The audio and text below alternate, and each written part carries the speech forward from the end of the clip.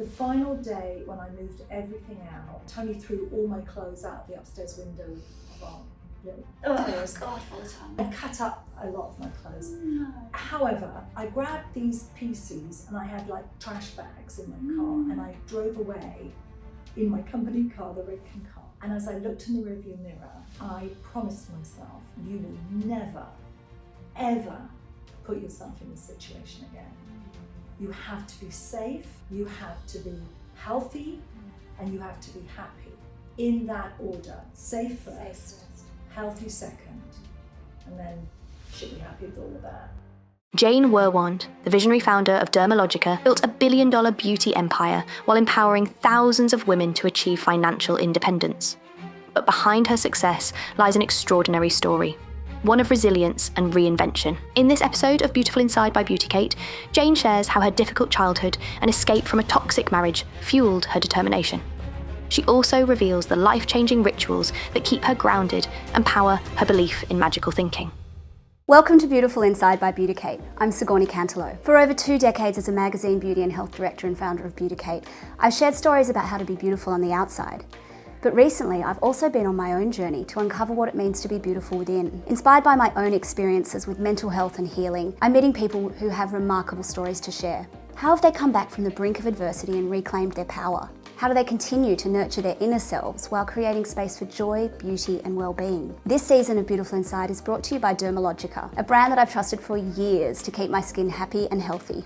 When I flew to LA at the end of last year to interview their founder Jane Wurwand and tour their head office, I remembered why I love this brand so much. Dermalogica is all about results. It's clean, cruelty-free, and the products actually work, because they've been trusted by skin therapists around the world since 1986. Now, I try a lot of products, and whenever my skin has a hissy fit or if I'm traveling, I strip it all back and go back to Dermalogica. It's like my skin's safe space. Now, make sure you stick around for my skin diaries at the end of this episode, where I share my favorite Dermalogica products and treatments and how they've transformed my skin. If you want to take your skin health to the next level, head to dermalogica.com.au or your nearest stockist and check the show notes for a special discount code. Now, before we launch into the chat, I want to ask you a very quick favor. If you enjoy this episode, please hit the subscribe button. You have no idea what a difference it makes. I will continue to throw everything I have at creating this podcast, finding the best guests and having the most raw and authentic conversations. Speaking of which, let's get into this week's chat. I hope you enjoy it. Beautiful Inside acknowledges the traditional custodians of the land that this podcast is recorded on, and we pay our respects to elders past, present and emerging. So on Beautiful Inside, we start right at the very beginning, and your story is so touching and sad, but amazingly inspiring as well, because of what you've made of what you went through as a young child. You lost your father to a heart attack at age 2. Your mum had 4 kids to support. Tell us about that time. Well, I have no conscious memory of my father because I was so young when he died. My mother was 38 and had 4 children. We've really worked at keeping that connection going. And I think that's something that was intertwined in my childhood experience. We were tight as a team. I remember one of my early memories is my mother saying to all of us individually and collectively, we've got to pull this together. We have to pull together and we have to all have kind of a role to play and a job to do. And it's going to get too crazy, basically, although she would never have said it that way. It's going to get too crazy to have anyone who's not on board. So get on board, because we're a family and we're a team and this has to work out. So I have no conscious memory of my father, but what I do have so many conscious memories about is the time starting at around about 4, a lot of conscious memories of getting ready to go to school, because in Scotland, and I grew up in Edinburgh, you started school at 4.5. So you were almost an only child to 5 big mothers kind of thing. Yeah, exactly. And all my role models were women. I didn't have a brother, we didn't have a male person in the house. Right. So immediately all my role models were women, and they were women that were doing things and getting stuff done. Yeah. And now here's the crazy thing. Before the age of 4.5, it's hard for me to remember, but I have memories through my sisters of what was I doing? Because my mother went back to work straight away. She had to, and she hadn't worked since my father and mother got married in 1944. So now here we are, 1961. So what did she do again? She's a nurse. That's right, yeah. So here's the crazy thing, She Sigourney. had- When you were a nurse or a female teacher and you married, you were required to leave your job and allow a single woman to take step it. in. Because once you're married, it was assumed you don't need to work. Why are you working? Wow. So this was the culture. And my mother, thank goodness, had a skill set training. She was a nurse. So she immediately was able to work. And that was a critical example for all of my sisters and myself. And she would say to us, no matter what happens, you have to have a skill set, because if the same thing happens to you that happened to me, goodness forbid, and you're left with 4 children to raise, what are you doing next Monday to put food on the table? So she went back to work right away. So how was I being taken care of between the ages of 3 and 4.5? And my sisters have pieced that together. I stayed with neighbours. I went to a nursery school on the top floor of the flats that we used to live in Edinburgh. And my sisters would kind of drop me off on their way to school, which was in Edinburgh. And then I would hang out there for a few hours afterwards, and they'd bring me home on their way back. Wow. And I guess everybody just knew the circumstances of our family, so they were probably willing to help. But I couldn't wait to get to school, and that was when I was 4.5. And my mother, this is a vivid memory I have. We were in the kitchen, and she said, "Now you know you're going to be going to school." And I said, "Yes," and so I didn't have a school uniform. I couldn't sleep. And she took a piece, it wasn't really string, it was that soft, you know, that soft sort of white twine. It's soft, it's not scratchy, like you know, string. And this soft twine, and she looped a key around it, into it, and she put it over my head, and she tied it, and she tucked it into what was going to be my school uniform sweater and shirt and tie, a little tie. And she said to me, "Now, Jane, this is the key to the back door. Okay, don't come in the front door. Just go straight round the back, open the door, and let yourself in. And then you can play, but don't touch the oven." Not that I would have, I wasn't going to do cook a chicken. Don't touch the oven, and don't go outside. You can play in the back garden, but don't go out to the front garden. So I was taking all this in, of course, I wasn't joining up the dots at that stage. Of course, what she was saying was people would probably report it to child services if I was wandering around outside. Yeah. After the first day where she walked me to school, or my elder sister did, I don't remember, I walked to school every day myself. It wasn't too far, it was in Was Curry. it dark, you know? Yeah, because it was Scotland. Yeah. So in Scotland, it's early Cold morning, and it's dark. And then I would walk myself home. I never told anybody at school my circumstances because I was worried. I didn't really have this, I don't remember having this understanding that something would happen to me if I told them. But what I did think was that if I told anybody, then my mum would get into trouble. She must, right. You just had a So feeling. I was really, and I was so proud that she trusted me with this, because I felt I was keeping the secret. You know, I was keeping this sort of like, great, I've got it, Mum. What a little sweetheart. And that was that. And so I would come home, and I had a couple of hours before my sisters got home. I got out at 3, came home, my sisters got out at 5 o'clock. And my mother got home from work at about 6. There was a period when I was very young that I think my family must have told me, and my sisters have confirmed this, it's so great to have older sisters, that somebody said, or whoever said it to me, "Your dad's gone away."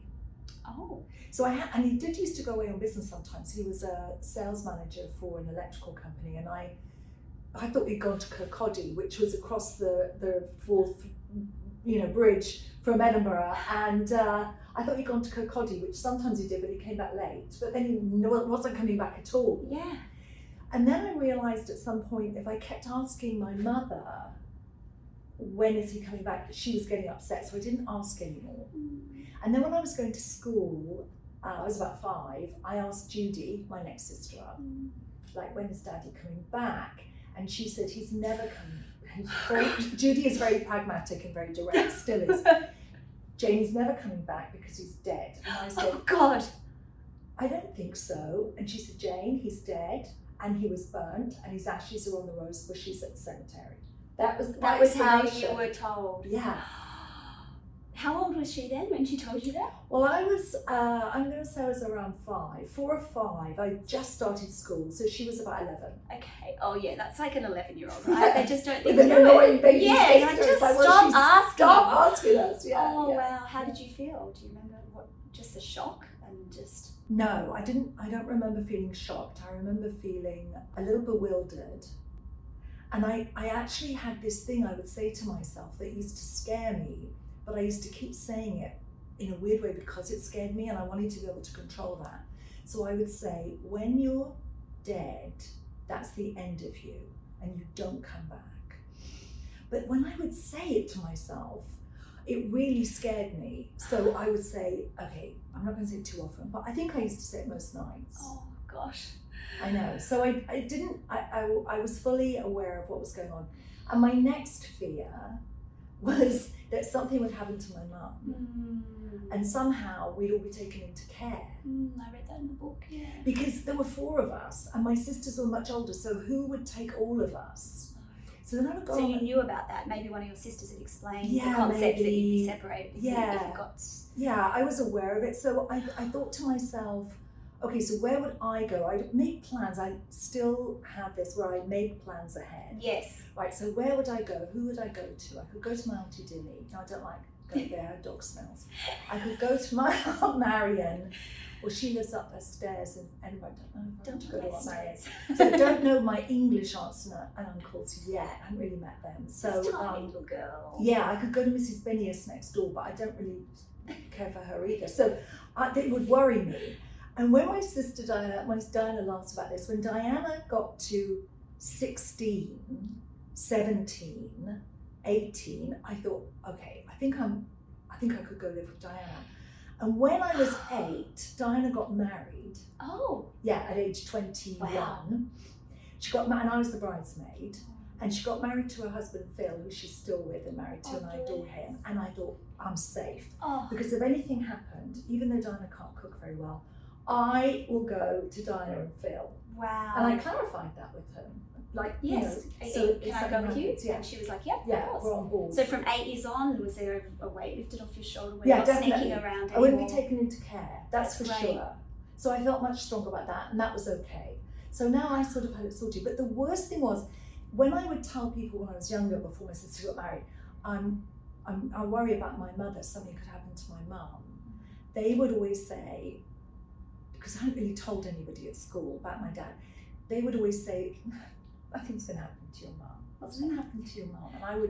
And I wanted to say, well, she could die of a Like heart my attack. father. Yeah, and don't tell me it can't happen because it Yeah, just did. Of course. So that was in my head. So all of that built into, I guess, all the trauma builds into the resilience and the ways in which you use that, hopefully, as a tool as you grow.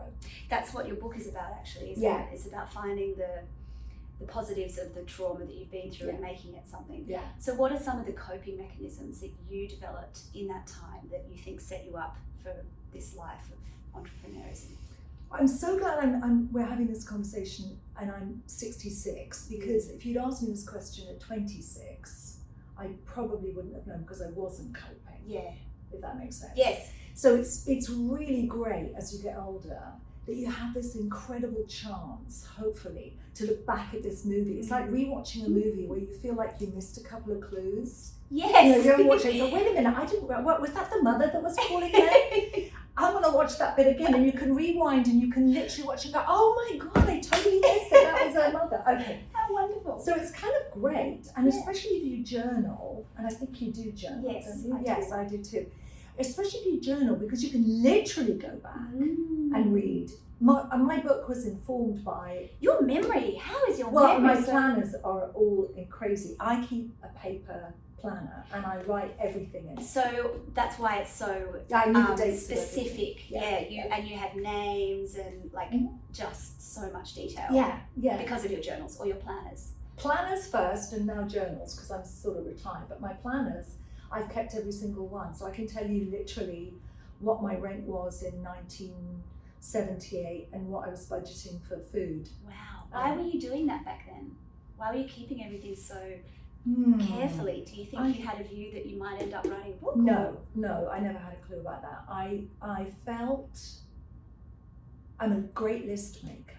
I like to make lists. Super organised. I like to organise. I'm not a perfectionist about it. Yeah. But I like to make lists. I like to write down every day, you're in my list for today.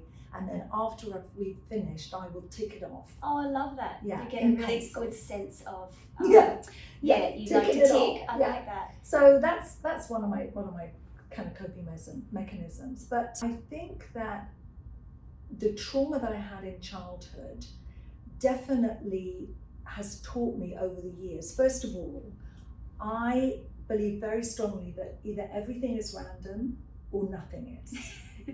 It can't be both. Like, you know how people say, oh, well, that was random, but that's just a coincidence. No, I don't believe in coincidences. And I think it was Einstein, although we always say it's Einstein because he was so incredibly clever. If he said it, it must be true. But I do believe it was Einstein who said either everything's random or nothing is. In other words, the science that behind if it's not understood or understandable, is it real? And the answer is, it is, and it may feel random, but it's not. So the tagline in my book is everything you have, you already have. Everything you need, you already have inside you. Because what's informed you is your childhood primarily. Yes. And my trauma from my childhood informed me of how to build over my life relationships, how to recognize it, how to own it, how to not allow it to own me.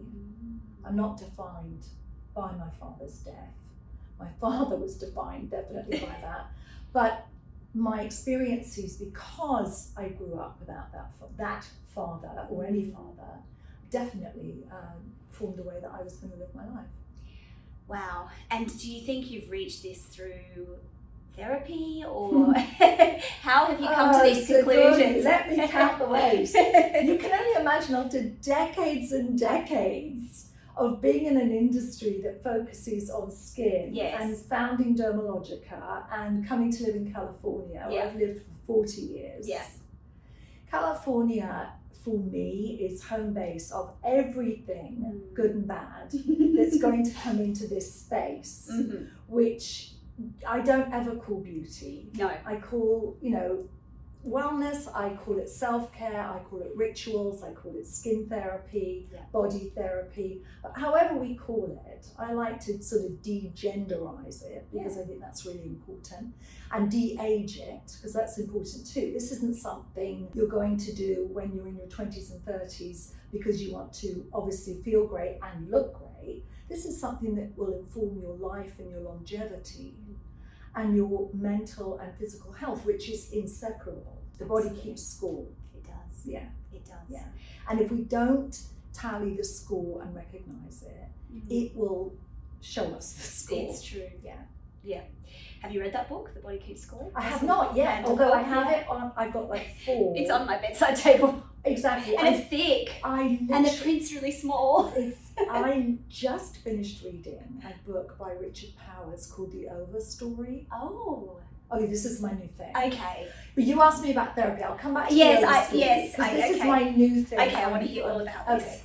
So what have I done? Well, obviously I had a wild teenage years, and I had a wild sort of early 20s. Yes, your rebellion years. My rebellion years, and also relationships, boys, dating, dancing, clubbing, and it was the 70s, which, trust me, what happened in the 70s just never happened. It was this divine decade between the introduction of the contraceptive pill and the advent of HIV, and we were clueless and pretty crazy. And anyone who's listening to this who had their teenage years in the 70s and early 20s will know what I'm talking about. Yeah. So that was really wild. But what I did get from that, I had worked from the age of 13 in a local hair salon on a Saturday. Yes. A Saturday girl. What that told me was, I definitely love everything that's happening in this space. I love the people that work here. They're bonkers half the time. I adore them. I've never heard such salacious gossip in my life. I loved it. It informed so much of my, sexuality and everything about it. Yeah. No, really? Robin, you're kidding me. What? Yeah, all of that. And I started this job at 13, but they treated me as if I was 27. So that informed this idea of I love a group, I love a family, I love a collaboration, I feel supported, I feel seen, I feel connected, and I feel I've been given responsibility. Now this is all an echo of my childhood. Absolutely. I felt great. When people say to me they feel intimidated going into a salon, I feel the most at home of any place I'll ever go. If I smell hairspray, You're happy. So happy. Pavlovian response. Oh my goodness. My home, my absolutely. people. Yeah, my people, my tribe. Yeah. My tribe. Yeah. So I knew I was coming into the industry, and I was actually really pretty smart at school and never expected to get into university. I expected to apply. My mother's expectation was that I would apply. None of my family had gone to university, and I did, and I got accepted. And a month before I went, I had to tell my mother, I don't want to go to university. I want to study what was called beauty therapy. I called skin therapy, and I had all the pamphlets. How did that go down? She was always great about things like this. She wanted to make sure I was being truthful to myself, and that it wasn't just because I was scared to leave home or go away, and I wasn't. And she also wanted to make sure that it was something I'd really thought about, and I had. And she said, if this is what you really want to do, I won't stop you. And I needed her to pay for it, so that was the which she literally had to take out a loan and To do the skin therapy. for me to do the skin therapy. It was £240. It was like a 2-year program with an apprenticeship. She said, the thing is, Jane, I want you to promise me one thing. I said yes, because she wanted us to have a skill set. Yeah, so I exactly. knew This is this what appealed she- to her. Yeah. She said to me, just promise me that if you do this, you work hard at it and you become the very best that you can be. And I said, I will. And I was so thrilled and delighted, and off I went to study skincare. And Where was that? it was at the Royal Bath Academy in Bournemouth, in England. And Wow, so you went off, from Scotland. no, we'd already moved to England you when I was already 9. okay. So we moved south when my mother's father developed Parkinson's. She moved down to nurse him.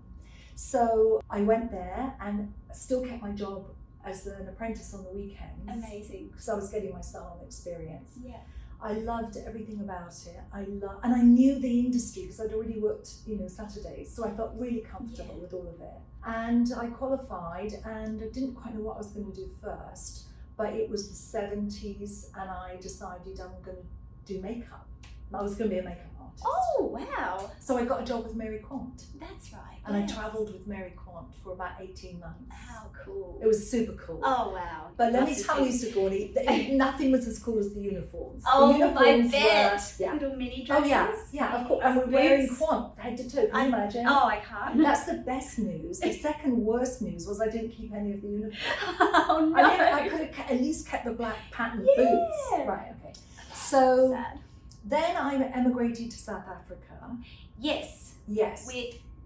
You were with your... I was with a boyfriend that I married before I went to South Africa.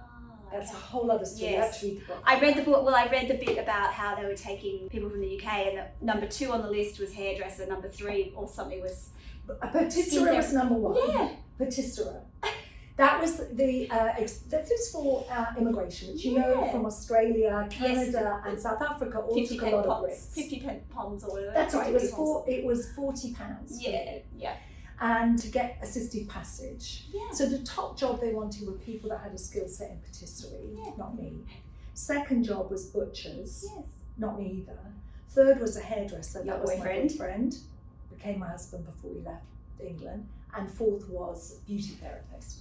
It was just preordained. It's one of those things. Was it random or was it... Not random. No. So off we went, and I worked in salons in Cape Town. We were in Cape Town. I worked Because in the weather, salons. you were going through that freezing winter. Yeah. You were like, just get me out of here. Yeah, it was January of 1979, and I said to Tony, I'm freezing. I had a flat with a gas meter. I've never had any money. So I said, I'm freezing. What? And he said, I'm absolutely freezing. We were reading a Sunday paper, and he said, I'm so cold, Jane. What is the hottest place on earth right now? So I'm looking at the weather, and I said, okay, it is Johannesburg, South Africa, and it's at like 101 degrees Fahrenheit, because it was before we had Celsius. And he said, oh my God, I wish I was in Johannesburg. I said, me too. And literally, I turned the paper, and there's a 1/4-page ad, and it's from the South African government talking about, do you have a skill set?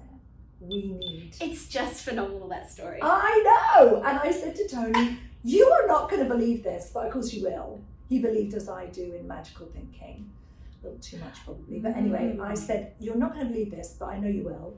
Look at this. And I read it to him, and he said, is there a phone number? Because before the internet, Yes. I said, yeah, there's a phone number.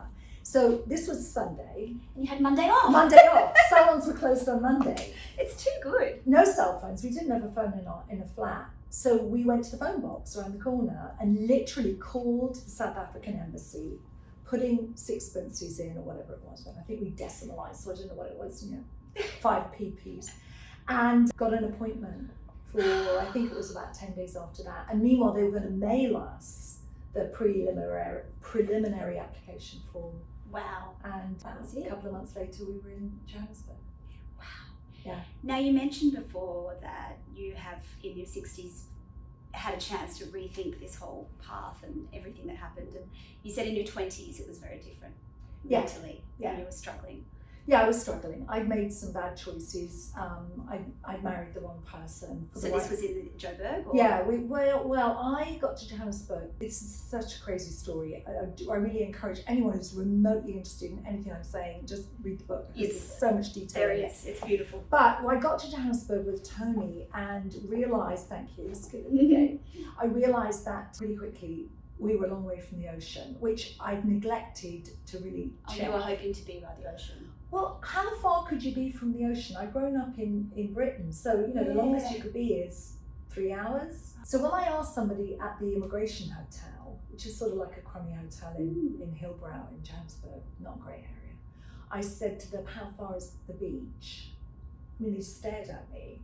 I said, well, where is the closest beach? They said Durban. And I said, okay, well, how far is that? And it was like a 13-hour drive. Okay, so I realised I can't stay here. You're landlocked. I'm going to go near the beach. So Tony, we both went forward with this immigration process because you have to be interviewed. They've got a job for you. Yeah. They had a job lined up for him. He was and is a brilliant hairdresser. And he was going off to Greaterman's department store in Pretoria. I was not. I decided I'm going to Cape Town and I will find a job. Gosh. And so That's brave. it does seem brave, doesn't it? And it's not that I'm fearless. It is that I have learned the skill from my childhood that even when you are terrified, you pull yourself together and do it. Now, that did not serve me well in my 20s because there's probably nothing I wouldn't have done. So off I go to Cape Town. Tony was going to follow a month later. He didn't. He arrived months later. Oh, right. Yeah, it was. So you were by yourself? It was all crazy. I was by myself in Cape Town. I went to a very cheap hotel that the cab driver took me to, and I had enough money for a couple of nights. Then I had to get a job because I didn't have enough. I worked out, I don't have enough. I can't keep spending money on a hotel. I mean, it was like 13 rand a night. Absolutely. But anyway, I couldn't do that. I had to have enough money for rent because whoever I rent from, and I need a flat, I'm going to have the first month up front or the first week. Yeah. Okay, so I had all this, my planning. Very resourceful. So I sat down on the bed in the room, in the hotel where the cab driver had dropped me. I picked up the yellow pages. There is no internet. I had to keep reminding my kids about this because I couldn't look at them, Googling. Oh my goodness. So I had to, no LinkedIn. No. I had to find the yellow pages, and I've got the yellow pages on my lap sitting on the bed. And I'm thinking, okay, I've got to look for, now then, hair salons fell under hairdressing, and what we would call spas, skincare salons, which didn't exist then, came under beauty salons. So beauty salons and hair salons were a different qualification. I didn't have the hair salon qualification. I was what would be called beauty therapist. Yes. Right? So I'm looking at beauty, and there are quite a lot of ads for, yellow pages where you'd look up the business. Yeah. Okay, so South Africa had then and still has an incredibly strong training program, probably one of the best in the world, along with Scandinavia. I knew there was going to be opportunities. Great. So I thought I'll start with the ones that have paid for a little box of an advertisement. Smart. Rather than start with So I'll start, and I took the yellow pages down to the front desk and I said, can you show me any of these ones in the box? How can I get are they walkable from here, or is there like a bus I could take? So she showed me a few. So I said, and which is the closest? And she said, this one. And she said, but I know that one, it's not very nice. And I said, okay, well, I've just come from London, sounds so ridiculous. And she said, no, I don't like that one, that's all the old ladies. This one is really good. And the woman, Shirley Gelb, look, it says she's president of the South African Beauty Association. I said, okay, that's it. That sounds perfect. I go back upstairs, there's a phone in the room. I've paid now downstairs to use the phone, yeah. So I call, they answer, and it's called Face Place. So it's, good afternoon, this is Face Place, how can I help you? And I said, hello, my name, tell them my name, it's Jane Martin then. And I've just arrived from London. That was true. Yeah. And I was told by a friend of mine in London, complete fabrication, that if I ever get to Cape Town, I should look up Shirley. And I just wondered if she's in today, if she's available today. So this person said, she is in, what was your name? So I tell her again, she's, hold on a minute, where she goes, comes back, she goes, well, Shirley will be finished her last client at 5 if you want to come by. And I said, oh, absolutely, just pop in and say hello. Thank you, that would be great. I'm like, oh my God, okay, what have I got to wear? So I pull out, Mary Kwan? Yeah, I wish I had a Mary Kwan. But I had a feasible linen skirt and a top. I didn't have any decent shoes because I'd come from England and it was February, and I had a pair of sort of British shoes. That's not going to go with a linen skirt, and it was summer in South Africa. It was really hot. That's why I went there. And I put on a pair of espadrilles, which I thought were a bit casual. But anyway, I'm going to tell her I'm on holiday. Yes, perfect. Yeah. Right. So I couldn't work out the bus, so I walked. It was about, from Greenpoint, where my hotel was, to Sea Point, it was about, I'm going to say 2 miles. It was hot. So by the time I got there, I was a little bit of a sweaty Betty. So I go in, and long story short, Shirley meets me. She asked me who my friend was that spoke about her. I fell on my sword and told her, that's not true. And she looked puzzled and said, who are you? And I said, I just came and I need a job and blah, blah, blah. She said to me, I don't have any, I can take her name, but I don't have any jobs. And I said, I really need a job. And she'd run a bit late. I said, I've been sitting here and I have been overhearing the front desk, picking up the phone. First of all, I can answer the phone, I can do front desk, I can do all the laundry. I also heard that somebody called Belinda is on maternity leave. And you're turning away her waxing clients. I'm fantastic at waxing. I will come in. And she just stared at me. I said, I will come in, I will do all the laundry. She said, well, we have an apprentice that does that. And I knew that. I said, well, I know how to do that too, though, if you need any. Mm-hmm. I will run front desk, I will do all the waxing. And when Belinda comes back after her maternity leave, I will give her a job back. And you can pay me straight commission. Just commission? Just commission. Wow. And you'd figured out that was enough to pay your rent? I had no idea.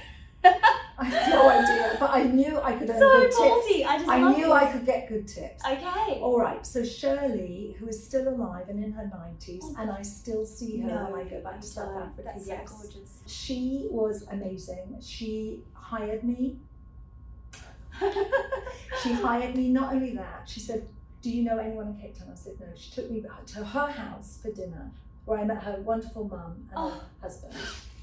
She also phoned a friend at about 8:30 that night and lined up a cottage for me in Greenpoint. You're kidding. Drove me there. No. We met them at like 9 o'clock. Oh. They showed me the cottage. I took it and I said to Shirley, it was 200 rand for the first month. And I said, it was furnished. I said, I don't have enough to front the rent. And she said, I will front it for you. Oh my gosh. Shirley now says to me, I don't know why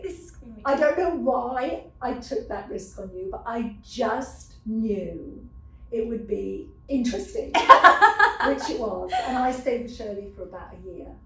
And then I moved on. I wanted to work in the city, which was a bit different, and on it went. And I ended up working in Johannesburg at Redken, running their skincare division and teaching everything I knew about skincare, because I got my teaching credential when I was in Cape Town. Wow, that's an amazing story. I can't believe just your chutzpah. Like, you were just so on the ball. Yeah, chutzpah. I didn't have an alternative. I had to get a job. So if it's not that, I'm going to be bartending or whatever. So, and I wasn't 21, and you had to be 21 to be a bartender, I think. Yeah, I think I was a month short. So, well, you did an amazing job. Yeah. So, okay, so your 20s, when you said you struggled, back to that. Yeah. Talk me through what some of those struggles were, because you just, for every story you're telling me, you were just so on the ball, you were so determined, you were so resilient. What was the flip side of that? My husband, who I'd married, obviously, had serious addiction problems and was not the person that they said. And it wasn't the right match for me. It was a dangerous relationship to be in. Did he come and find you in Cape Town? Yeah, eventually, months later. That's right. And moved in, and I knew that a lot of what he was telling me was not true as to where he'd been and what he'd been doing. But I was young. I realised then I was quite a bit younger than him. Actually, only when we got married and you had to produce your birth certificate, he told me he was 10 years younger than he actually was. Anyway, I know. So there were a lot of lies. Yeah. So during this time, in that first year that we were in Cape Town, living in that cottage together and working, both working, and I was working at Shirley's, I contracted I got food poisoning, and it was really bad. I had salmonella poisoning, and I was literally delirious, and my husband would be out, clubbing and partying, yeah. So one night I was lying in bed, and I was literally hallucinating. I knew it, and I also felt that it was the only time in my life, then and since, that I have felt my father's presence. And I felt it very strongly. And it's not like I remember his voice, but I knew what he was saying to me. And what he said to me was, you have to get out of this relationship. You have to leave, make a plan. Wow. And that's what I did. Yeah. When I got better, I realized I have to get out, and I'm not going to be impulsive. I'm not going to run out. I'm going to plan it. So he was a bit dangerous. There was a side of him. Yes, definitely. Was he violent? Yes. And so I told Shirley, I told her I have to leave because I have to get a job that I can actually do more. I was busy with Shirley, but not as busy as I would be in town. You needed more money. And I needed more money. So I moved to another salon in Cape Town. From that, I planned that I was going, where was I going to move to, and I then got a job with Redken, with a product supplier to me in that salon. They supplied our hair and our skincare products. Spoke to the rep, and his name was Michael, and I said, Michael, if a job comes up at Redken with a car, you're calling me and you're telling me. Amazing. He said, what do you want to do? And I said, I'll do anything. He said, and I was good at sales. He said, sales. And I said, yeah, because I'd worked in retail with Mary Kwan. And within a couple of months, he came in and said, I think there's a job coming up in skincare in Cape Town. I said, Michael, you've got to help me get it. And he did.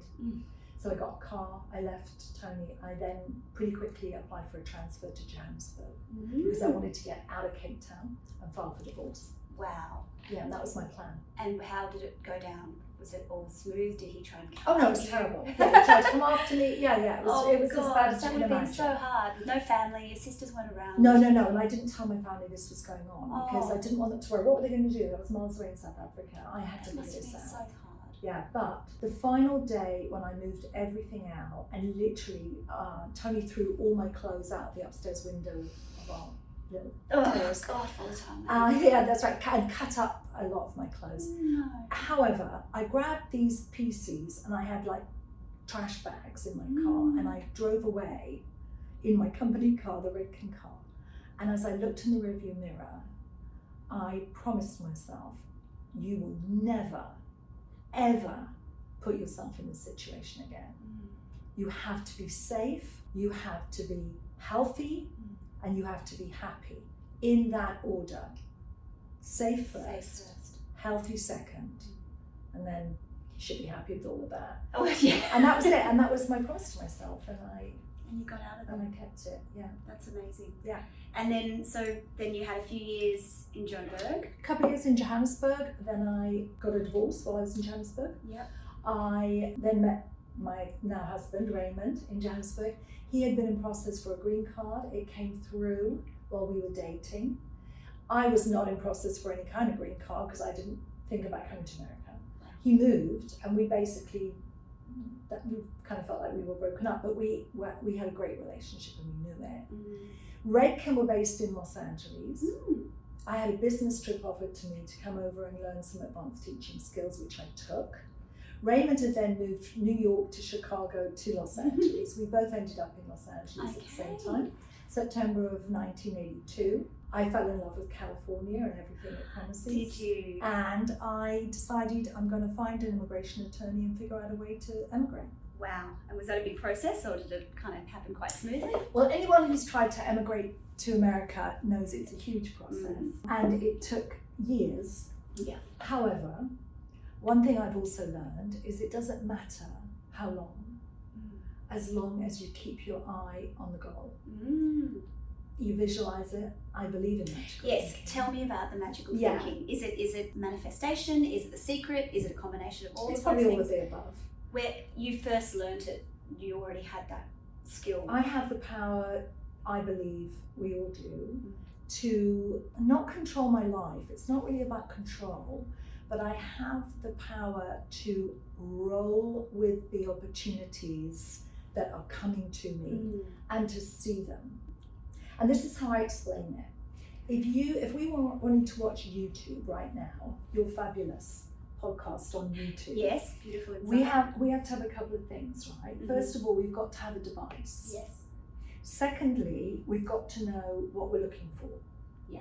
Right? Yes. Because otherwise we're just saying, I don't know. I don't know. I'm looking for YouTube first. I don't know I'm looking for Sigourney, I'm looking for YouTube. So where am I going to find that? I've got to find the finder. So if this is a treasure hunt, right? We've got the device. Is it plugged in? That's the next thing. Because if you don't know you've got to plug it in, we're not seeing anything. We could be tapping away and nothing's happening. So plug it in. Here it is. Line it up, queue it up. Get onto the right find service, like the server. Get onto the right search engine. Then start looking for Sigourney and podcast. Then start looking YouTube. On and on. We will find your podcast on the Sacred Six. Yes. Which is exactly how I found that. Yes. And started watching it. Now, I say that because this is how I explain visualization and manifestation. While we're sitting here having a lovely chat, can you imagine the shows that are showing on this device, which isn't plugged in, but now we know about Bluetooth. Can you imagine all of the movies that are streaming and the radio, past everywhere? We could Google up, sort of Oscar Wilde reciting something through AI. Yes. Okay, without the device and knowing what we're looking for, and that it's silent in here. Yes. It's just us. And yet it's all going through here as we're sitting. So it's channeling the knowledge. It's all here. It's all around us all the time. Yes. And I refuse to believe that transistor radio that I used to tune up and dial in is more capable of finding something to listen to, search for, see, hear, belong to than my brain and body. So I have to believe, I do believe, that my physical being can work like a device. Like a device. And what I need is to be plugged in, tuned in. Yeah. I'm up for it. I'm up for it. I'm listening. I'm paying attention. I watch for an opportunity. I'll give you an example this week. So this week, I'm huge on nature. It's one of my sacred six. Yes. Being out in nature every single day. I ground myself to the earth barefoot every single day. Wow. And as I'm grounding myself barefoot, I'm doing my mountain pose. Do you meditate? I'm connecting. Once I get my connection to the ground, I connect up through the top chakra. Amazing. Your crown chakra to the sky. Are you a Kundalini yoga practitioner? No. Completely connected. Wow. And once I'm connected, I feel it, and I'm like, okay, now I can go. Now I'm connected. Amazing. So I do this before I do my nature practice on Monday, and I go on a 2-mile hike in Santa Barbara on Monday. Every Monday? No, Oh, but I do it at when least, I'm always out in nature. If you're looking for me, I'm finding a tree somewhere. The Overstory by Richard Powers, that book, is about trees and nature and how they are, and I'm sure many of you already know this, the World Wide Web, connected by fungus, mushrooms, so they're all connected. Every tree is connected to every tree on the planet. That's nuts. That's not magical, that's true. Yeah, it's the World Wide Web of nature. Yes, exactly. It's the Overstory. And we're so busy looking down, we're missing what's going on around us. Okay, so this is my next chapter of me, which is I'm going to, and again, now this is part of my manifestation. Yes. My next chapter is I'm going to teach people.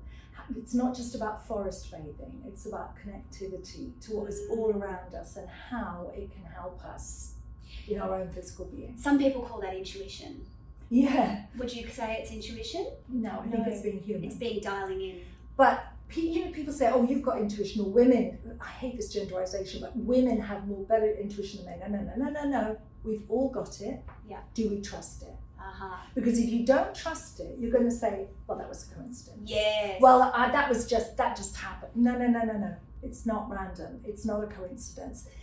Part of your connection is to say, I'm going to trust that everything that's meant to happen is going to come in front of me. In other words, not it's going to happen to me, because you're going to make it happen, but do you see it? Yes. Can you hear it? It's here in this room. Yes. You know, Dr. Kildare from 1962, there is an episode of it running through this room. Yeah. We just have no idea how to get there. Yeah. So I look at it like that. So I go off on Monday for my forest bathing. Love it. And I'm walking on the hike with about 20 other people. And do you have a hiking group? No. You just join? Just join at the Santa Barbara. Oh, you just start, everyone's just walking at the same time? No, we go as a group. Oh, you do? And then off we go. And so they're friends? No, I don't know any of them. But we all go as a different group once a month. Oh, start walking. Okay. Start walking. Okay, this is California. Okay, yeah. You find your tea, right? Yeah. So I am walking up the hill, and I'm now looking at the ground because I'm hiking and it's rough terrain. And the woman behind me says, look at that. Now I just love it when someone says that because I haven't seen it and they're going to tell me. Yeah. We look down, there is a tarantula spider on the path right by my feet. And I always thought I've never seen a tarantula, especially not in the wild. I've always thought I'd be terrified of that huge hairy spider. I didn't feel frightened at all. I thought, whoa, this is amazing. So I took photographs and I filmed it, which I'll share with you. I'd love to see it. Yes. So I get down and How big was it? Like this, and hairy. And moving kind of slow like that. Towards your foot. And I'm watching it. And so I film it, and the next day or two, I'm on a Zoom call with our team from the Wurwand Foundation, which is our non-profit, who are all magical thinkers. And I share this story with them. Can you believe this? And Raymond, my husband, who's completely practical, pragmatic, said, Jane is going to think that this tarantula was talking to her. I said, no, it wasn't talking to me, but it symbolises something. And Natalie Byrne, who is one of our strategic advisors and has her own company called Blank Space, which is magical thinking, said to me, Jane, you know what a tarantula is? And then Valerie, who's our financial person, who's from Peru, said, a tarantula is so lucky. And I said, what does it mean, Valerie? She said, it is the start of a transformational period in your life. Oh. Pay attention. Aha. And I realised, okay, I've got to pay attention to that. Yeah. And last night I had a magical dream, and I wrote it down this morning, and I know exactly what I'm meant to be doing next. Oh, so, that's so exciting. All of that said, please trust me when I tell you that Dermalogica is completely scientifically based and developed by a magical thinker. So I believe that we have, if we're open to the opportunities, I could have just walked by, not paid attention to the person behind me, not looked down, run away from the spider, not have ever mentioned it, never took a photograph of it, just thought that was weird, I saw a spider. Yeah. And I think that most people would have done that. That you talked about it in your meeting, it came up, it sparked a dream. Join the dreams, dots. The dreams bringing you Exactly. your mission. Yes. Oh, yes. And so when my children, who are now 30 and 25 years old, When my children, well, they don't say it anymore, but when they used to say, oh, that just seems random, I go, keep making the dots, darling. Yeah. Keep making the dots. It all looks random, like a dot-to-dot puzzle. You can't see what it is. Yeah. It's just a bunch of dots. But when you start joining them up, you will start to see what's in front of you all the time. And I'm sure there are many examples of that happening. Yeah. Wow, I love that. Back to the therapy question. Have you done a lot of therapy? Yes. And what have been your biggest lessons that you've taken out of that? The biggest lessons I have taken out of that was to understand that original trauma in childhood will inform not all the trauma in your life, but it will inform your response or reaction to all the trauma ahead in your life. So what took me into therapy was in 2018, there was a massive catastrophic storm, fire, mudslide in Santa Barbara where we lived and live, and it took out our house. It literally, took out our house. It was extremely. Where were you? In LA. It was early morning, 3:30 in the morning, January 9th. Our youngest child, Lucy's birthday is January 8th. She had wanted to be in LA. She was at college then in Maryland. We came back to Los Angeles on the 8th to celebrate her birthday. Oh, and this was now 3:30 the next morning. We were in bed in LA. Thank God. And this happened. The whole house. Whole house. 26 people were killed in the mudslide. 3 bodies were found on our property. Oh my God. Absolutely horrific. Devastating. I stopped sleeping. And again, you know that your food, your sleep, these are the pillars, aren't they? That's right. Yeah. You said safety first. Safety Suddenly first. you didn't feel safe. Safety first. I couldn't understand why I was not sleeping. Literally, I was waking up about 3 o'clock. I didn't join these dots. I was waking up at 3 in the morning, not sleeping. I decided I had to start sleeping. I went to my doctor. He said, you are cognitively impaired. I hadn't slept a full night in 41 nights. Oh my goodness. He referred me to UCLA sleep clinic. Yeah. They had a 3-month wait. I went to a friend of mine who was a therapist to our children, and in California it's not so much a stigma No. to be in therapy. It's like saying I went to the chiropractor. Totally. And so I called Brandy, who is a psychiatrist, and I said, Brandy, I'm not sleeping, I've got to get something to sleep. She said, tell me all about it. I told her, she said, come see me, I'll get you sleeping. She prescribed sleep medication. Yeah.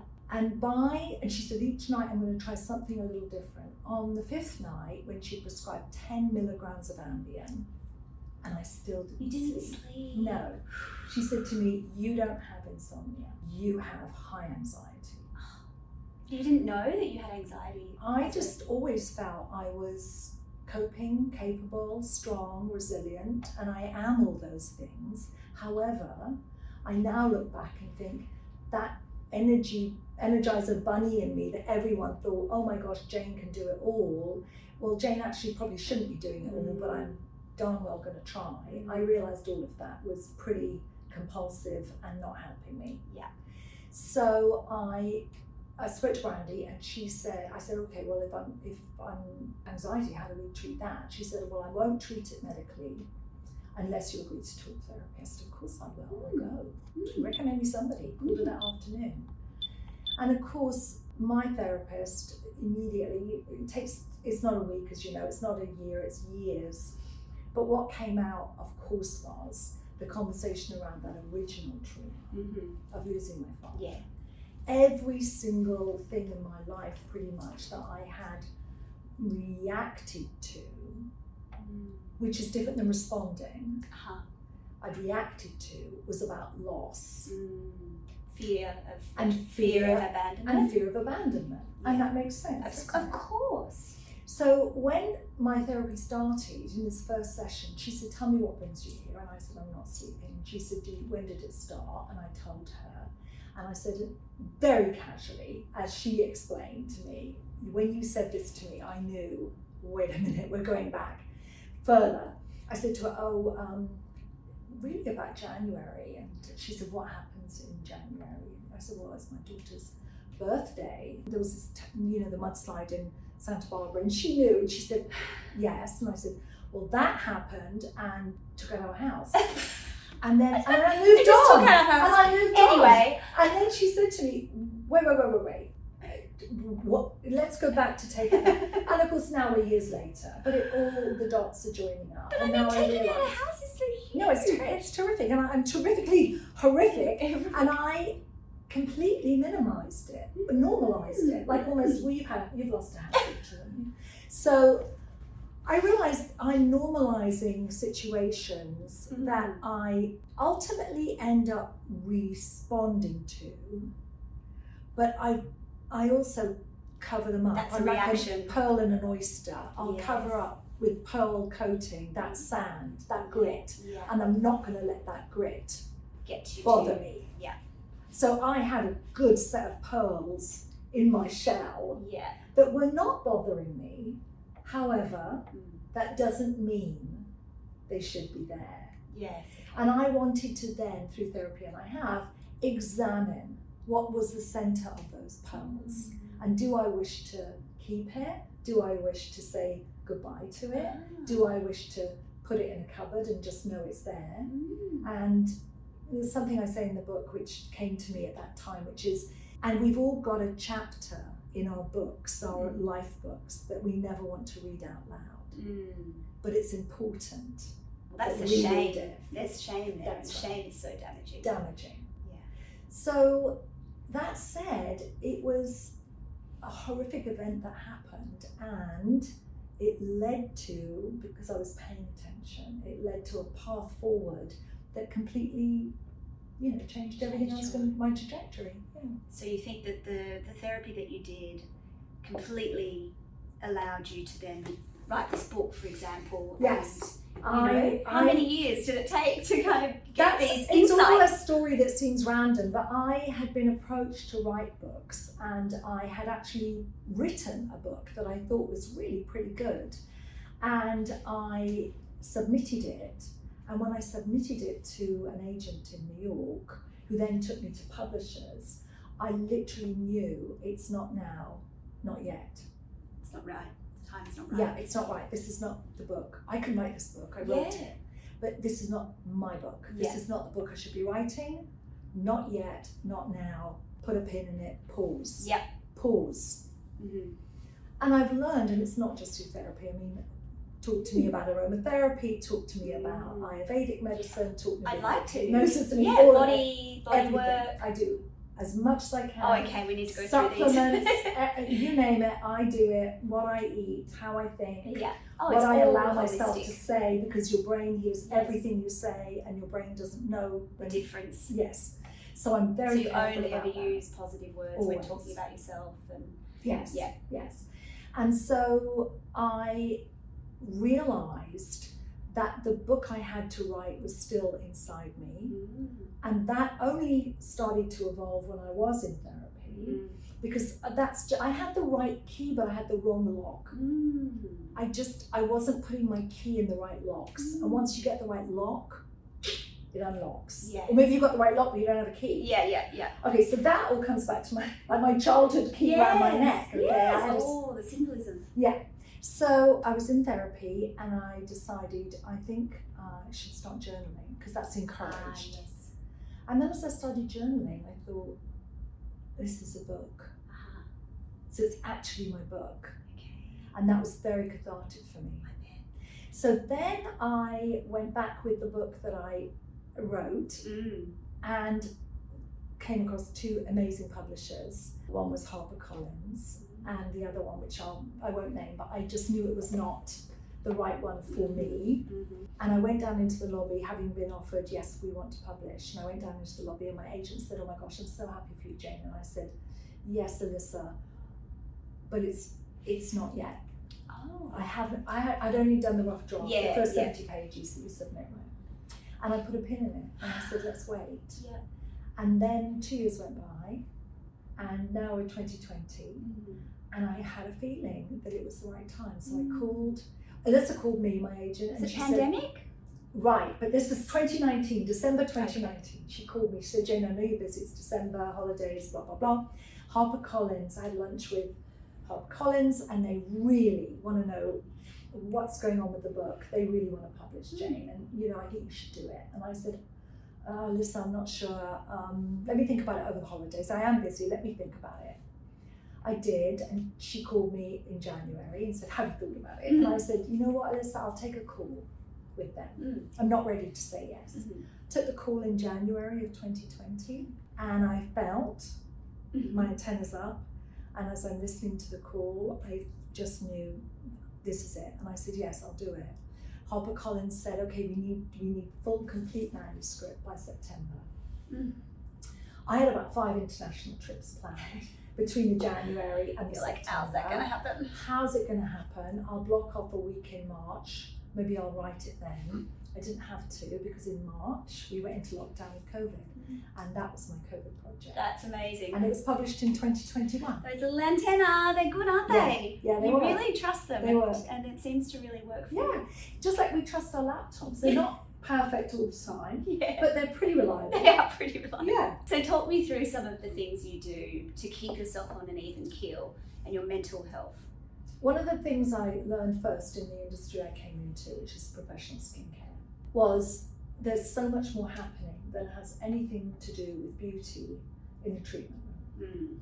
Touch. It's really about touch. It's about human connection, kindness, nurturing, seeing the client, Yes. touching the client, speaking to the client. Every way we touch them, with our voices, with our intention, with our hands, with our eyes, with our tone, with our energy. Absolutely.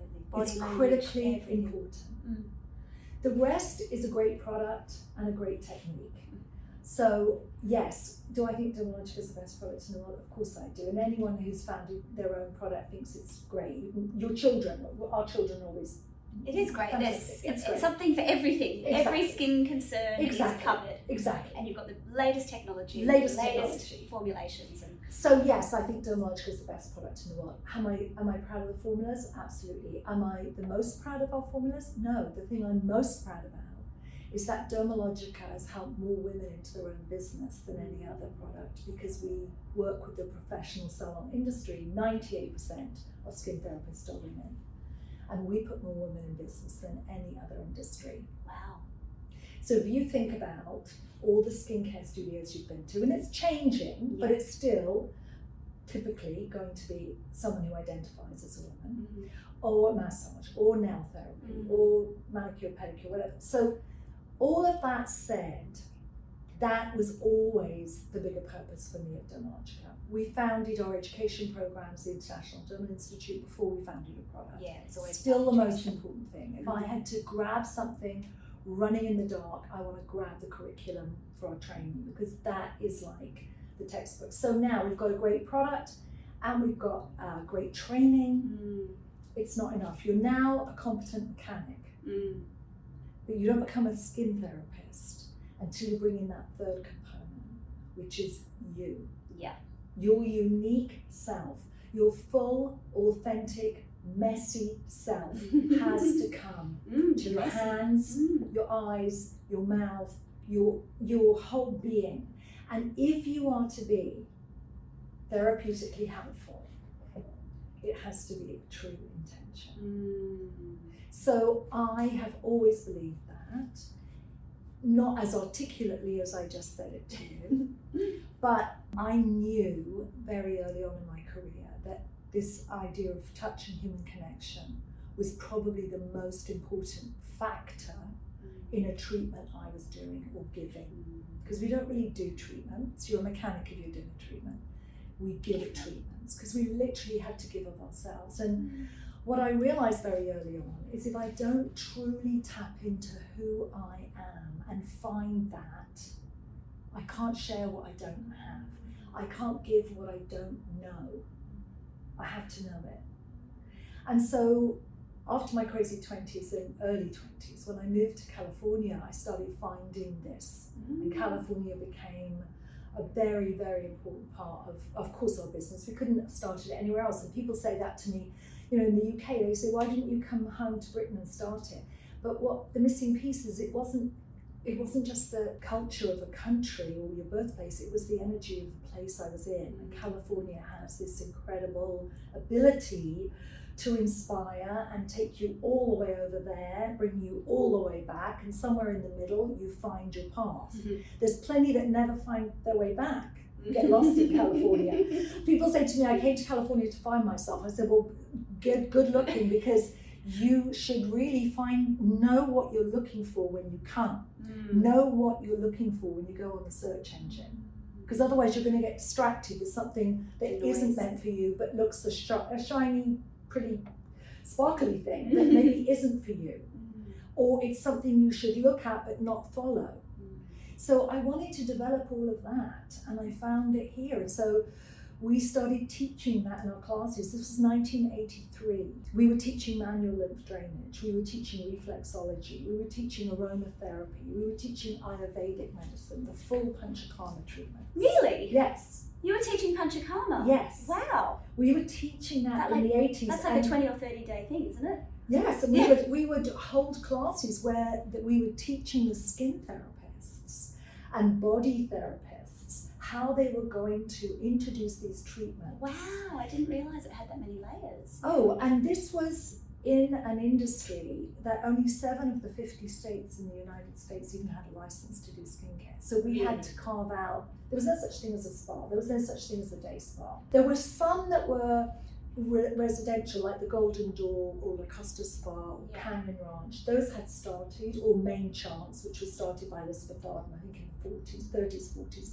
But no one was practicing this on the high street, and that was what we wanted to change. Okay, so you had to be a guinea pig for all of these and things, I had to learn, try everything and do it all. And learn to teach it and experience it and find the experts in the world that could come to California and teach. Okay. And we did. So you know it inside out. Pretty much. What are the things you do regularly, like on the daily and on the weekly, that you still swear by? It's different for everyone. Yes. So again, like skincare, find what works for you. Yeah, you are a unique human, and everything is, skincare is your largest organ, so your organ is different than mine.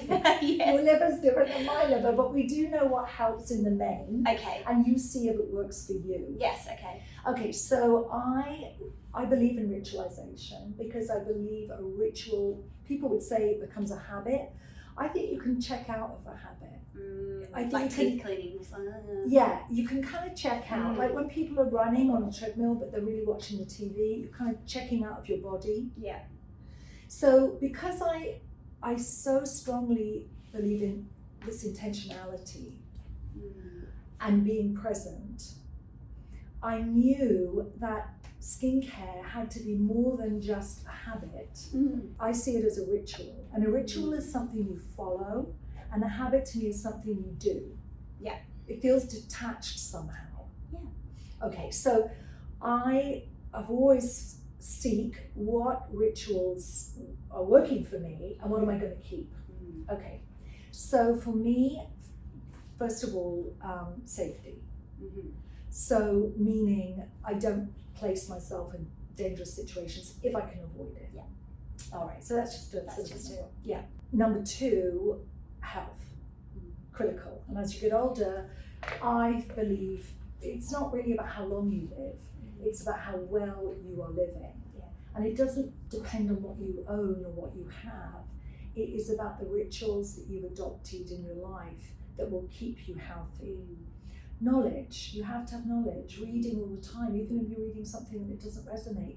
There is something in that book you chose to pick up at that time that is there for you. What is it? Go looking for it now. You're on a treasure hunt. This is the treasure hunt of your life. Have curiosity. Have curiosity in everything. Never dismiss something. Be curious about it until you realize it's not for you. And then, as my eldest child Molly has taught me, we say, I love that for you. Yeah, I love that for you. Doesn't mean it's for me. Doesn't mean it's for I you. love that for you. Yeah, that's a great Molly saying. loves yoga. I love that for Molly. I love Pilates. Molly loves that for me.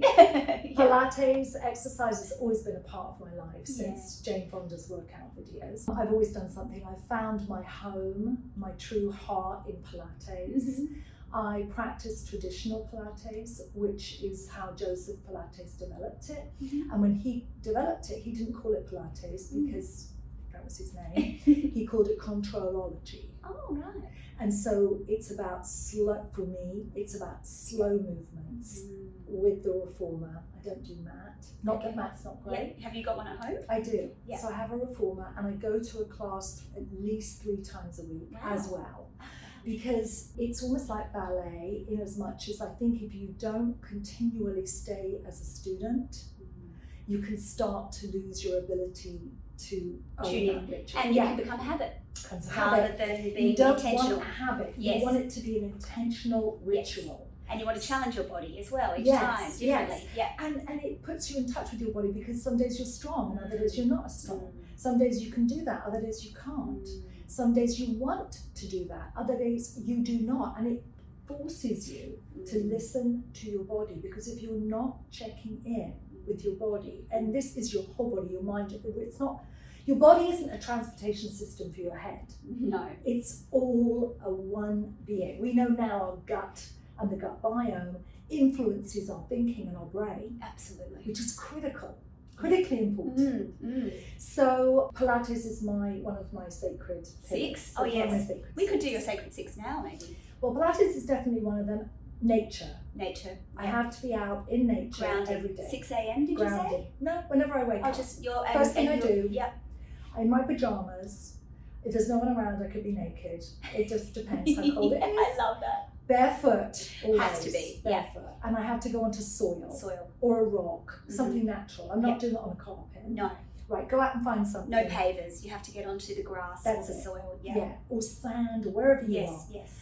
And take a few minutes. That's all it takes to root yourself. It's as quick as plugging in a. So you're doing mountain pose. You're standing. Yeah. I stand with mountain pose.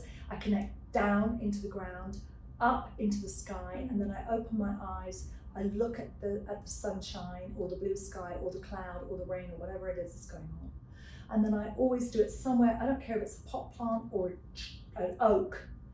I want to just look at another living thing and see it. And that's my morning ritual. And thank it. Do you have a cup of coffee or tea or just go out? Okay, the secret to my marriage, which is now, we've been together over 40 years, married for 35. This is the secret to my marriage. Every morning, my husband Raymond wakes me up with a cup of tea, English breakfast, Marks and Spencer's, a banana,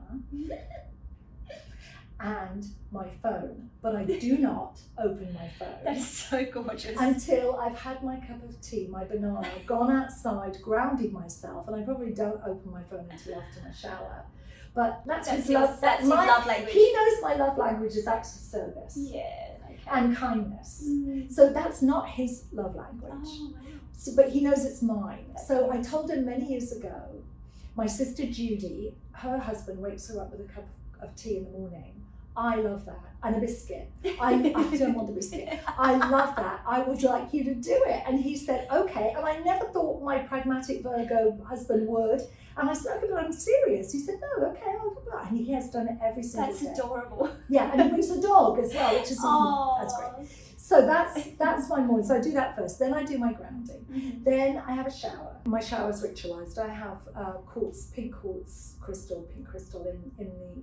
I have big chunks. Yeah. And you're getting the energy from the crystals. Yeah. And then I have. My husband said if I bring one more crystal into the house, it's over, because I have huge. Like crystals, those geode things. Big ones, beautiful, and I move them around. They're hard to move around.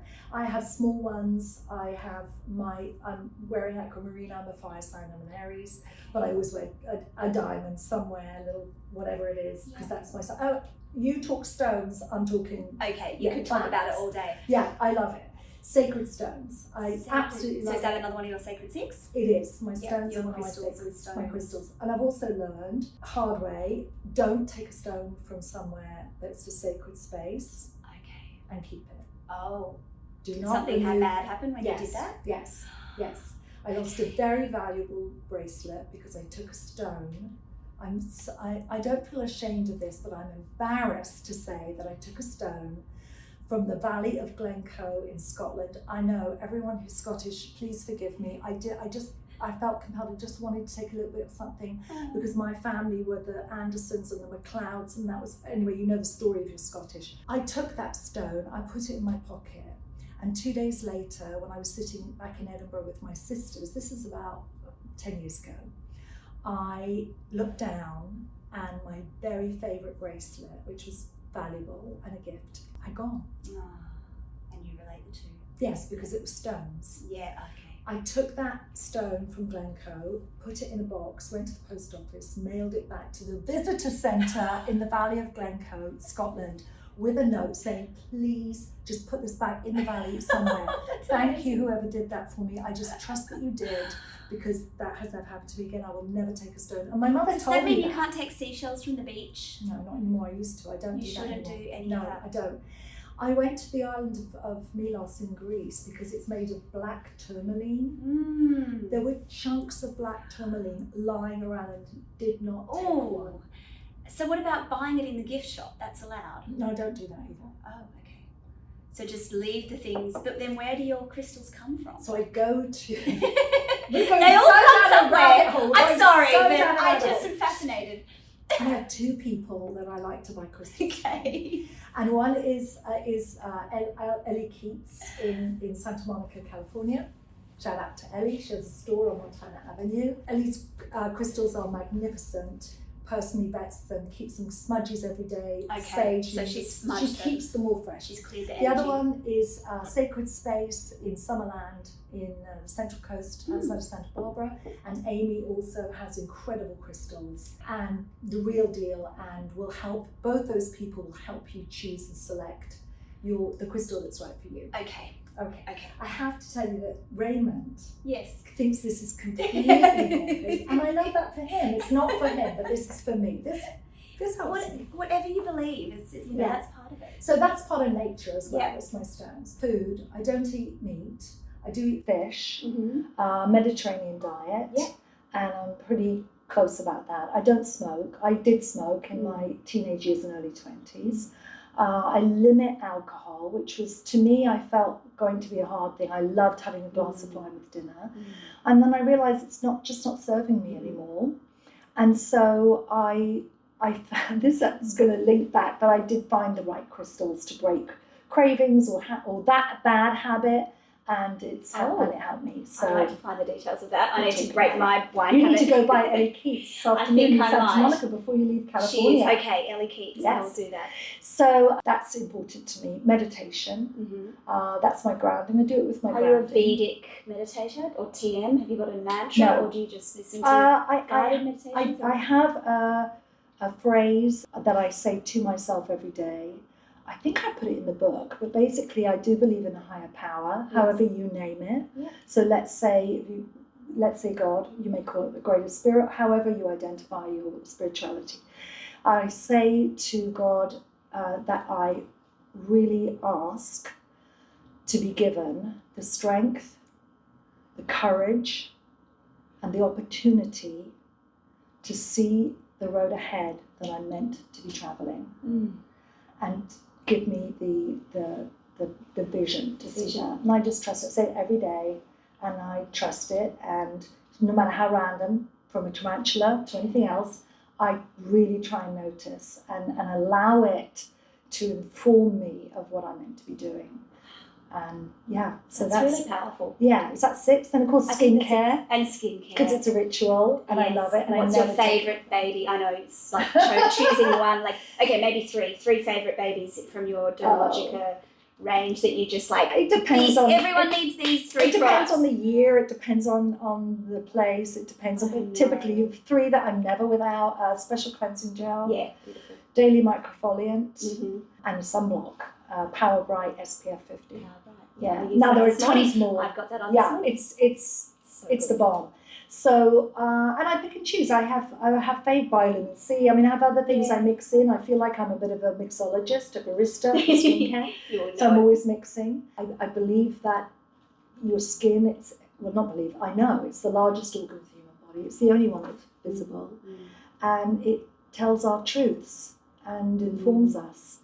And if anyone doubts that, they have to explain, blushing to me, because that's your skin triggering a vascular reaction from a thought. Absolutely, yeah. You can read people through their skin. Yeah. Oh, well, Jane, that was so wonderful. Well, we could go down so many rabbit holes I together. know. I know that. And believe me, I love all of it. I'm a curious person, and I appreciate you coming to No, I California. really appreciate your Thank interview and your time No. and your insights, because No, I'm now thank you. going to start saying this. Well, and thank you for all the work you're doing. Oh, You're sharing this opportunity of people to be vulnerable and vulnerability is such a strength It is. to be claimed. It is. It's our hidden Harry Potter I on our believe it forehead. too. I believe it's a strength to claim. So let's claim it and own it Yes. and allow it to serve us. And you're doing that and encouraging others. And so I thank you. Well, thank you for, we're doing it together. So welcome to episode 2 of my Skin Diaries with Dermalogica. Hello, Lulu. We are currently in Japan, in Madarao at a ski lodge, and I thought it would be good to do my skin diaries and see how my skin's been holding up on this trip. My skin's been very dry, obviously. It's snowing here. It's like we're getting 10 to 15 centimetres of snow a day. Look how much snow there is. We've been skiing. My skin's been dry, red, raw. And then yesterday, we went to a nearby onsen and I had a play with the product. So the Daily Microfoliant is one of Dermalogica's key cult products, and it was launched in 2001. It was inspired by Jane Wurwand's travels around Japan, so this was perfect that I was here. Jane noticed that the workers in the rice fields had really smooth, bright skin on their hands, and she learned that this was due to the natural exfoliating and brightening properties of rice powder, which had been used in Japanese skincare for centuries. The formula actually harnesses the power of rice bran and rice enzymes with papain, salicylic acid, and a skin brightening complex to provide a gentle yet effective daily exfoliation. So it's perfect for sensitive skins, it's perfect for everybody. To use it, you simply pour some out on your hand and add a few droplets of water and make it into a paste. Now this was one of the first water activated powder exfoliants in the industry, so it completely revolutionized how people thought about exfoliation, and people really loved the move away from harsh scrubs towards a more refined skin friendly experience. I used the microfoliant yesterday and you can see my skin's really clear, there's no more dryness. So I thought it was a good time to test out some of the products. This one has been really good. This is Dermalogica Pre-Cleanse, and it's a beautiful cleansing oil. I've been using it before cleansing, doing a double cleanse. Moisturizing, this has been my new favorite. This is the Intensive Moisture Balance. Actually giving this to everyone at the ski lodge after they've been out on the slopes to try and hydrate. So today my skin is beautiful and hydrated. A little bit red from the wind, but feeling fantastic. And we're off to Tokyo tomorrow, and when I get back I'm booking in for the exosomes treatment, and I will let you know how that goes in episode 3. See you then. Thank you for joining me on this episode of Beautiful Inside. If you enjoyed this, the best thing you can do is share it with a friend, leave a review or give us a rating.